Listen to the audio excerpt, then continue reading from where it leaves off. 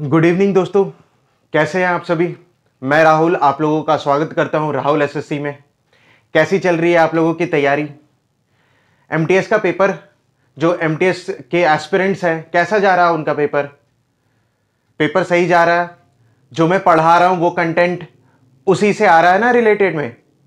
मैंने बहुत ही रिसर्च करके क्वेश्चंस लेकर आया हूं आपके लिए, और जो मैंने पढ़ाया है प्रीवियस जो वीडियोस में, मेरे जो 10 क्वेश्चन सीरीज जो मैं चला रहा हूं वो एकदम एप्रोप्रिएट है आप लोगों के लिए।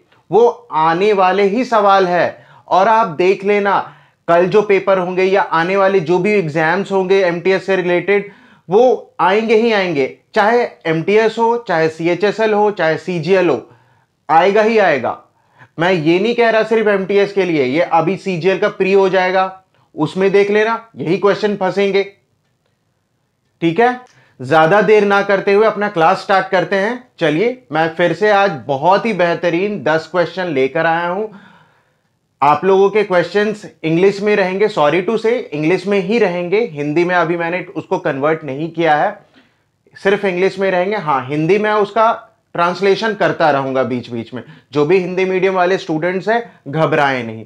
स्टार्ट करते हैं। पहला क्वेश्चन आप लोगों के बोर्ड में ये रहा। ठीक है, चलिए फर्स्ट क्वेश्चन आप लोगों के सामने ये रहा। देखिए, रेशियो का सवाल है। बोला क्या है, if A/B is equal to 2:3 and B/C is equal to 4:5। दिया गया है A/B बराबर है 2:3 के। मैं लिख लेता हूं, A/B दे रखा है 2:3 का। उसके बाद दे रखा है B/C, B/C कंटिन्यूटी में लिखते हैं 4:5 ले रखा है, 4:5 ले रखा है। आपसे सवाल में पता है पूछा क्या है, सवाल में पूछा है A² ratio B² ratio BC की वैल्यू पूछा है। देखिए, सब कुछ करने से पहले इनको ना एक लाइन में ले आओ। सब कुछ करने से पहले क्या कर लो, इनको एक लाइन में ले आओ। ठीक है, अब देखो यहां 4 है, यहां 3 है, एक लाइन में तो होगा नहीं। इसको करने का बेहतरीन तरीका बताओ क्या। एक बराबर बनाने से अच्छा पता है क्या, अगर यहां खाली जगह आपको दिखा, यहां भी खाली जगह आपको दिखा, जो साथ वाला है ना वो भर दो। यहां पे मैंने 3 भर दिया, इसके बगल में 4 है तो मैंने 4 भर दिया। अब कुछ नहीं करना, सबको मल्टीप्लाई करके यहां पे नीचे इसका प्रोडक्ट लिख दो। 4 दूना 8, 4 तिया 12 और 5 तिया 15। आप करके देख लेना, यही रेशियो निकलेगा। मैं फिर से बता रहा हूं, जब भी इस तरह का कुछ रेशियो आपको निकालना हो, मल्टीप्लाई करने से अच्छा जो भी खाली जगह दिए हैं अगल बगल वालों से भर दो। अगल बगल वाले, जहां पे खाली जगह था 3 था, इसके बगल में मैंने 3 डाल दिया। यहां खाली जगह था 4 था, बगल में मैंने 4 लिख दिया। और क्या किया, मल्टीप्लाई करके उसका आंसर लिख दिया। तो A/B/C कितना आ गया, 8:12:15 आ गया। आपसे सवाल में पूछा क्या था, आपसे सवाल में पूछा, अगर देखो सवाल में आपसे यह पूछा है A² का वैल्यू कितना हो गया 64, B², इसका वैल्यू कितना हो गया 144, और BC का मान पूछा है 15/12 कितना होता है 180। यही होगा, बिल्कुल होगा, मगर कटेगा ये। इसको छोटा बना लो। छोटा बना लिए, किससे कटेगा, जिससे भी काटना चाहो काट लो। नहीं अगर समझ में आ रहा है तो आप 2 से ही काटना स्टार्ट कर दो। छोटी वैल्यू 2 से काटो 32, 2 से काटो 72, 2 से काटो 90। ये देखो, ये तो फिर कटेगा। फिर 2 से काट लिया मैंने, लो 2 से काट लिया मैंने, कितना आ जाएगा ये 16, ये कितना आ जाएगा 36, ये कितना आ जाएगा 45। तो जो मेरा आंसर आएगा 16, 36, 45। देखिए, ये जो मैंने तरीका बताया, ये थोड़ा सा एक्सपैंड करके बताया। आप चाहो तो इसको छोटा सा छोटा बना सकते हो। कैसे बनाओगे, अपने कैलकुलेशन को टू दी टॉप लेके जा सकते हो। जैसे मैंने 2-2 से काटना स्टार्ट किया, अब डायरेक्ट 4 से काटो। देखो कि क्या लग रहा है, 4 कॉमन आ रहा, हाँ 4 कॉमन आ रहा, डायरेक्ट काटो। ये चीजें पता है कैसे आएगी, ये चीजें मल्टीपल प्रैक्टिसेस से आएंगी। आप डायरेक्ट उस चीज को अप्रोच कर सकोगे। तो सवाल समझ में आया, तरीका समझ में आया। ठीक है, क्वेश्चन नंबर 2। सवाल आपके सामने क्या है, A sells a article to B at a profit of 10%। देखिए, दिया गया है A कोई वस्तु B को 10% के लाभ पे बेचता है। ए बी को कोई वस्तु 10% के लाभ पे बेचता है। ठीक है, आगे दिया गया है B sells the article back to A at a loss of 10%। अब बी क्या करता है, वापस ए को 10% के घाटे पे बेच देता है। पहले ए बी को बेचता है 10% के लाभ पे, फिर वापस से बी ए को वापस दे देता है 10% के घाटे पे। सवाल में आपसे पूछा गया है इस पूरे ट्रांजैक्शन में, ये जो पूरा कार्य हुआ, इसमें जो ऑप्शंस आपको दिए गए हैं उसमें क्या बोला गया, क्या लाभ हुआ होगा, हानि हुआ होगा, क्या हुआ होगा, ये आपसे मांगा। तो सवाल जैसे जैसे बोल रहा है हम वैसे वैसे कर रहे हैं। सवाल इर्द गिर्द घूम रहा है 10% के। आपको पता है 10% कितना होता है, 10% होता है 1/10। कहने का मतलब 10 पे ही वो लाभ कमाएगा 1 का, या 10 पे ही 1 का हानि कमाएगा। पहले कंडीशन में दिया गया था ए बी को 10% के लाभ पे बेचता है। 10% के लाभ पे मतलब 10 पे 1 रुपए कमाएगा। कहने का मतलब 10 पे 1 कमाएगा तो कितने पे बेचेगा, 11 पे बेच देगा। यही दिया गया था। अब दूसरे कंडीशन पे क्या दिया था, बी वापस से ए को बेच देगा 10% के हानि पे। कहने का मतलब 10% पे 1 रुपए का घाटा सहेगा तो कितने पे बेचेगा, 9 पे बेचेगा।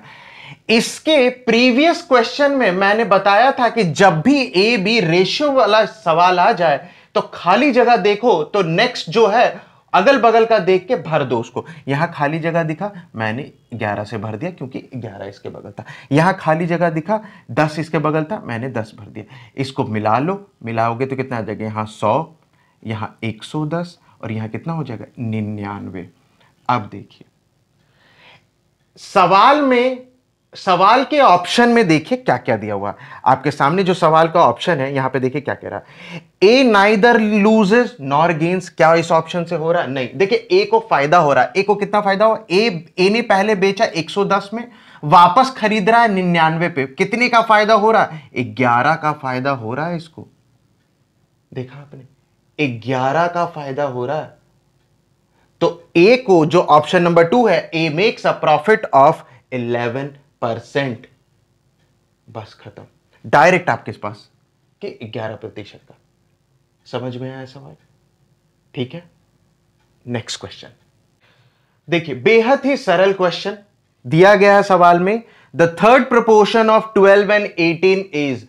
तीसरा अनुपात निकालना है आपको 12 और 18 का। फॉर्मूला आपको पता है क्या, नहीं। देखो 12, 18 और इसके बाद जो अनुपात आएगा ना उसका प्रोपोर्शन निकालना। कैसे होगा, क्या होता है थर्ड प्रोपोर्शन का फॉर्मूला। थर्ड प्रोपोर्शन जैसे हम मान लेते हैं, थर्ड प्रोपोर्शन का जो फॉर्मूला होता है वो क्या होता है, b² अपॉन में a। क्या होता है फॉर्मूला, b² अपॉन में a। b² कितना था यहां पे, 18 गुणे 18। a क्या था मेरा, 12। कटेगा, बिल्कुल कटेगा। 6 से काट दो, 6 तिया 6 दूना, 2 से काटो 9 बार में, तो मेरा थर्ड प्रोपोर्शन कितना आ गया, 27।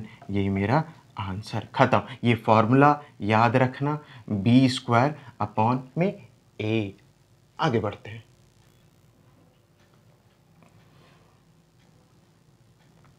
देखिए सवाल में दिया है the sum of 3 consecutive odd natural number is 147, the middle number is. दिया गया है अगर 3 लगातार विषम संख्याओं का जोड़ 147 है तो बीच वाली संख्या आपको बतानी है। देखिए कहने का मतलब, मान लेते हैं ए विषम है, बी भी विषम है और सी भी विषम है। इन तीनों का आपस में जोड़, ठीक है, ये ऑड नंबर में मान लेता हूं, ठीक है, ये सारे ऑड नंबर है और इसका अनुपात दे रखा, इसका जोड़ दे रखा 147, ठीक है, यही दे रखा है। 3 लगातार विषम संख्याओं का है और आपसे पूछा भी है मिडिल नंबर। आपको कुछ नहीं करना था, इस सवाल सिर्फ लैंग्वेज बदल दिया था, ये एवरेज वाला पैटर्न निकल जाएगा।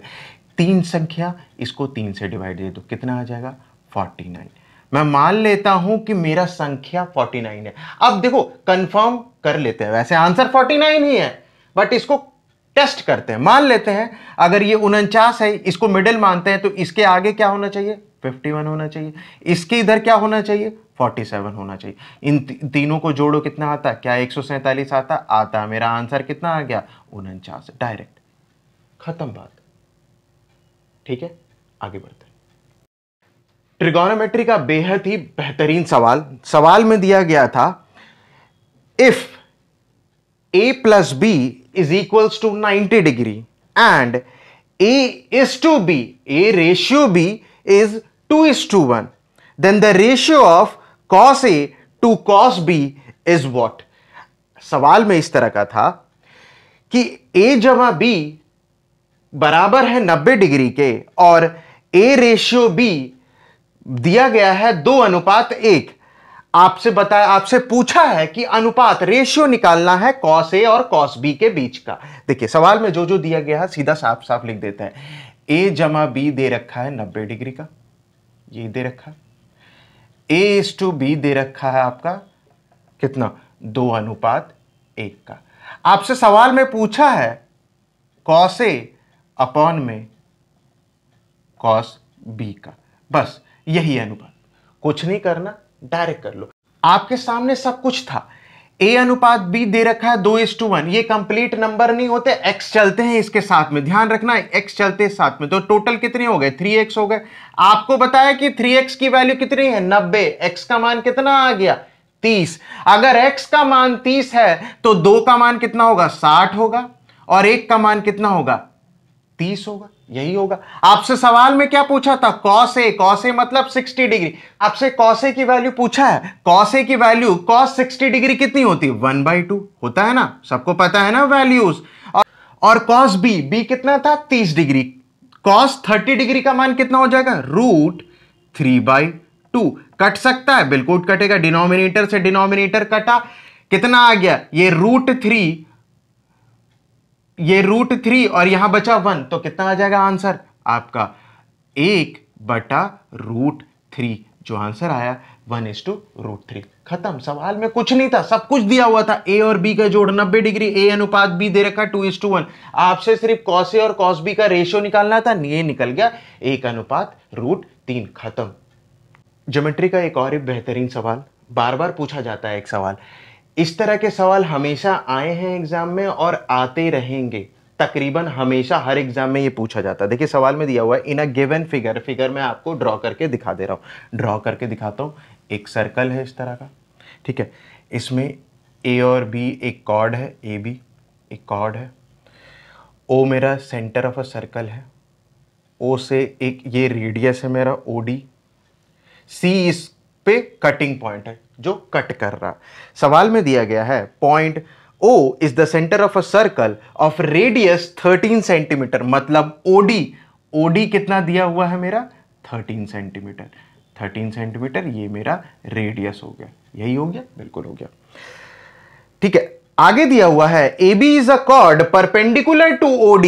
AB is a chord, AB एक जीवा है जो रेडियस से, त्रिज्या से परपेंडिकुलर है। ठीक है, ध्यान में रखिएगा ये परपेंडिकुलर दिया गया है, मतलब मैं ऐसे लिख दूं कि AB है परपेंडिकुलर टू OD, यही दिया गया था। CD कितना दे रखा है? CD दे रखा 8 सेंटीमीटर। आपको पता है पूरा OD मेरा जब 13 है, CD अगर 8 हो गया तो OC कितना बचा? OC 5 बच गया, यही बचा। ठीक है, आपसे रेडियस जब मेरा 13 है, दैट मींस अगर मैं OA मिलाऊं या OB मिलाऊं तब भी तो 13 ही रहेगा, वो भी रेडियस है, दैट मींस ये भी 13, ये भी 13। अब मुझे एक चीज बताइए, हाइपोटेनस 13 हो गया, परपेंडिकुलर आपका 5 निकल गया, बेस कितना निकलेगा? 5, 12, 13 का ट्रिपलेट होता है। 5, 12 और 13 का ट्रिपलेट होता है। किसको किसको पता है? ये सबको पता होना चाहिए, मतलब इधर भी 12, इधर भी 12। AB की लंबाई, आपकी कॉर्ड की लंबाई आपसे पूछी गई थी, कितनी हो जाएगा? 24 सेंटीमीटर। खत्म। ये पता है ये वन लाइनर है, देखो और आंसर आगे बढ़ जाओ। खत्म। बेहतरीन सवाल है, आगे चलते हैं। नेक्स्ट क्वेश्चन देखिए, सवाल में दिया है Tapas works twice as fast as Mihir. Tapas Mihir से दुगना तेजी से काम करता है। If both of them together complete a work in 12 days, दोनों साथ काम करते हैं तो 12 दिनों में कार्य पूरा हो जाता है। Tapas alone can complete it in how many days, Tapas के अकेले काम करने का दिन बताना है। देखिए सवाल में जो जो दिया है साफ साफ पहले लिख दो। टी मान लेते हैं तपस का बच्चा और एम हो गया मिहिर का बच्चा, यही हो गया। तपस का इफिशियंसी मिहिर से दुगना है, ये इफिशियंसी मान लेते हैं, ये दुगना है किससे, मिहिर से। इफिशियंसी क्या होता है, तेजी से काम करना। कहने का मतलब अगर इफिशियंसी तपस का दुगना है मिहिर से, तो आपको समझना पड़ेगा कि तपस मिहिर से कम दिनों में ही काम कंप्लीट कर जाएगा। अरे भैया तेजी से काम करेगा, इसका मतलब मिहिर से कम टाइम लेगा। अब देखो क्या होता है, इफिशियंसी और जो नंबर ऑफ डेज होता है, टाइम होता है, हमेशा ऑपोजिट चलता है। कहने का मतलब अगर इफिशियंसी तपस की 2 थी और मिहिर की 1 थी, तो टाइम नंबर ऑफ डेज काम करने का कितना हो जाएगा, इसका 1 हो जाएगा, इसका 2 हो जाएगा, यही होगा। आपसे बोला गया था दोनों साथ काम करेंगे तो कितने दिनों में काम कंप्लीट कर लेंगे, दोनों साथ काम करेंगे तो 12 दिनों में काम कंप्लीट। आपको पता था कि दोनों की इफिशियंसी कितनी थी, मेरी 3 थी, और दोनों साथ काम करेंगे तो कितने दिनों में काम कर लेंगे, 12 दिनों में कंप्लीट कर लेंगे। मतलब मेरा कितना आ गया, 12 तिया 36 टोटल काम था मेरा, यही था टोटल काम।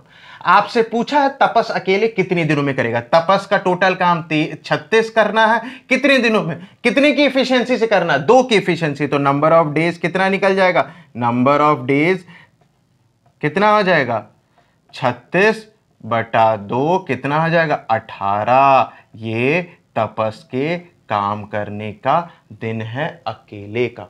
समझ में देख लो कैसे होता है, हमेशा जो नंबर ऑफ डेज साथ करने का होता है वो एफिशिएंसी से करते हैं। हम नीचे भी नहीं करना, नीचे तो नंबर ऑफ डेज है, टाइम है, टाइम को कभी नहीं मल्टीप्लाई करते, हमेशा उसकी एफिशिएंसी को मल्टीप्लाई करते हैं। ध्यान में रखना, 12 दिनों दोनों का कार्यकाल था, दोनों ने दोनों ने साथ काम किया था 12 दिनों तक, और एफिशिएंसी दोनों की 3 थी। जब 3 एफिशिएंसी के साथ 12 दिन काम करेगा तो टोटल वर्क कितना हो जाएगा, 36 हो जाएगा।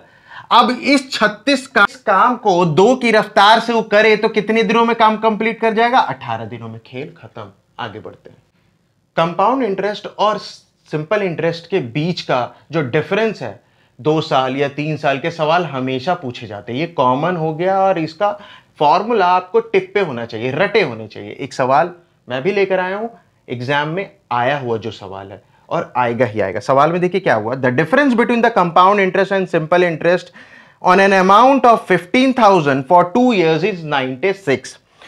2 सालों का चक्रवृद्धि ब्याज और साधारण ब्याज का 15,000 रुपए पे, मूलधन 15,000 रुपए पे जो अंतर है वो 96 दिया गया है।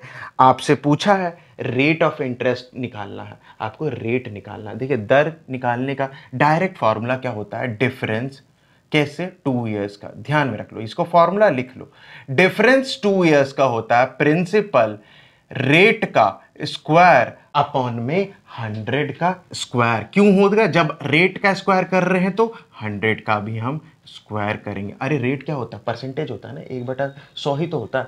आर स्क्वायर करेंगे तो कितना हो जाएगा, 1/100 ही हो जाएगा, 100 का square, P R square upon half. ठीक है, अब देखिए सवाल में जो जो दिया हुआ था सब लिख दो। डिफरेंस क्या हुआ था, 96, प्रिंसिपल कितना हुआ था, 15,000, रेट आपको निकालना था, 100 का स्क्वायर करेंगे, लो 100 का स्क्वायर कर दिया, कटेगा 3 जीरो यहां कट जाएगा, 1 0 1 0 1 0 कट जाएगा, कटेगा और चीज कट जाएगा, 5 से काट दो, 5 तिया 5 दूना कट जाएगा, 3 से कटेगा, 3 से कट जाएगा, 3 तिया 3 एकम, 3 दूना 6, 32 दूना 64 हो गया।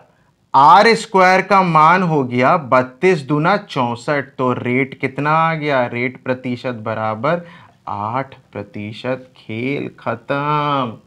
फॉर्मूला 2 सालों का रट लो भैया। डिफरेंस 2 years का कितना होगा, पी आर स्क्वायर अपॉन में 100 का स्क्वायर। समझ में आया, आगे चलते हैं। सवाल आपसे पूछा है कि radius of incircle of a triangle whose sides are 9 centimetre, 12 centimetre and 15 centimetre. अगर कोई त्रिभुज आपके पास दिया गया है 9, 12 और 15 जिसकी भुजाएं हैं, उसके अंतः वृत्त का त्रिज्या बताना है। अब देखिए 9, 12 और 15 देखते के साथ ही समझ में आ गया, 9, 12 और 15 देखते के साथ ही समझ में आ गया, ये मेरा राइट एंगल ट्रायंगल बन गया, जिसका 9, 12 और 15 इसका अंतःवृत्त का मुझे त्रिज्या बताना था, रेडियस बताना था। आपको पता है radius of a incircle of equal मतलब सॉरी राइट एंगल ट्रायंगल क्या होता है, perpendicular plus base minus of hypotenuse बटे में 2। ये इसका फॉर्मूला होता है भैया, रट लो, डायरेक्ट वन लाइनर क्वेश्चन है, कुछ नहीं करना था।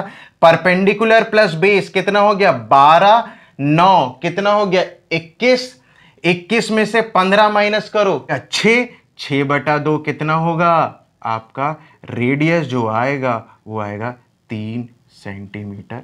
खत्म, कुछ नहीं। परपेंडिकुलर मेरा 9 था, बेस मेरा 12 था, हाइपोटेनस मेरा 15 था। कैलकुलेट करोगे 6/2, रेडियस कितना आ गया 3।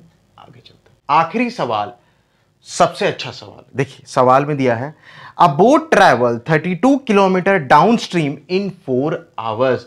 32 किलोमीटर, क्या मैं स्पीड निकाल लूं? Speed of down stream 32 kilometre जाता है 4 घंटे में, स्पीड कितना हो जाएगा 8 किलोमीटर पर आवर। ये हो गया। दूसरी तरफ दिया हुआ है and 24 kilometre upstream in 6 hour. अब अपस्ट्रीम मान लेते हैं हम SU स्पीड अपस्ट्रीम का 24 किलोमीटर जाता है कितने घंटे में 6 घंटे में। स्पीड कितना आ गया 4 किलोमीटर, 6 चौके 24, 4 किलोमीटर पर आवर। आपसे सवाल में देखिए आगे क्या पूछा, सवाल में पूछा गया है what is the speed of a boat in still water.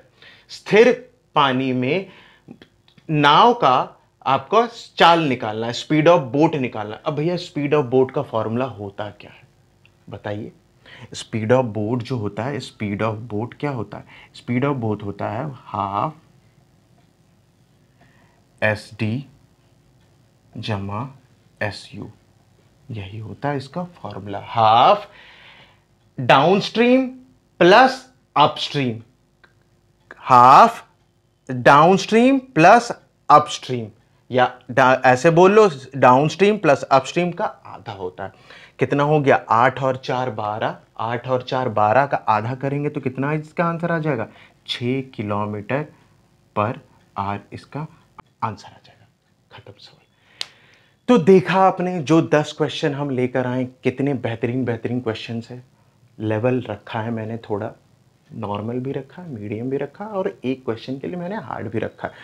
तो ये क्वेश्चन जो मैं लेकर आया हूँ आने वाले एग्जाम्स में आपके आएंगे ही आएंगे, तो इनको प्रैक्टिस करो, इनको देखो, बार बार रिपीट करो। नहीं समझ में आ रहा है तो देखो वीडियोस को, और फिर भी नहीं समझ में आ रहा या कुछ तरीका अलग बताना चाहते हो आप लोग तो आप कमेंट करो, आप मुझे बताओ, ठीक है। कमेंट करना ना भूलें, वीडियो को लाइक करना ना भूलें और चैनल को सब्सक्राइब तो बिल्कुल ही करें, ठीक है। अब आप लोग तैयारी में लग जाओ। चलिए बाय।